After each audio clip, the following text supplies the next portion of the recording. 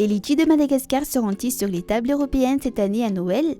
Les exportateurs le souhaitent, mais rien n'est moins sûr. Déjà, les commandes passées par les acheteurs européens habituels a baissé de 20% cette année, 12 000 tonnes au lieu de 15 000 tonnes. Selon Georges Guerert, vice-président du Centre technique horticole de Touamassn, cette baisse est imputable à l'ignorance du comportement du marché en cette période de Covid-19.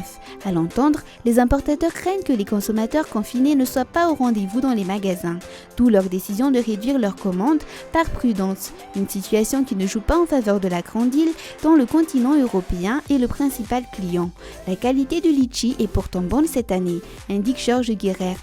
La nature a été généreuse dans les zones productrices, offrant aux fruits une pluie assez régulière, ce qui implique une bonne qualité des fruits, surtout que la cueillette ne s'est pas faite dans la précipitation, précise-t-il. Même si la campagne a officiellement été ouverte un peu plus tôt que les années précédentes, les fruits ont été cueillis en pleine maturité à partir du 12 novembre.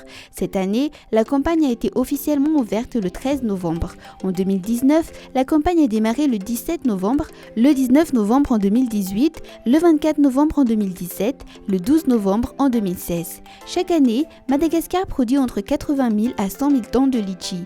Les meilleures années, le pays exporte 20 000 tonnes de ce fruit exotique, dont 15 000 tonnes vont sur le marché européen, et le reste vers les autres marchés comme la Russie et le Moyen-Orient. Le premier bateau qui va transporter les litchis est parti, le deuxième s'apprête à lever l'ancre. Les exportateurs restent dans l'expectative, la vente ne promet pas cette année d'être juteuse.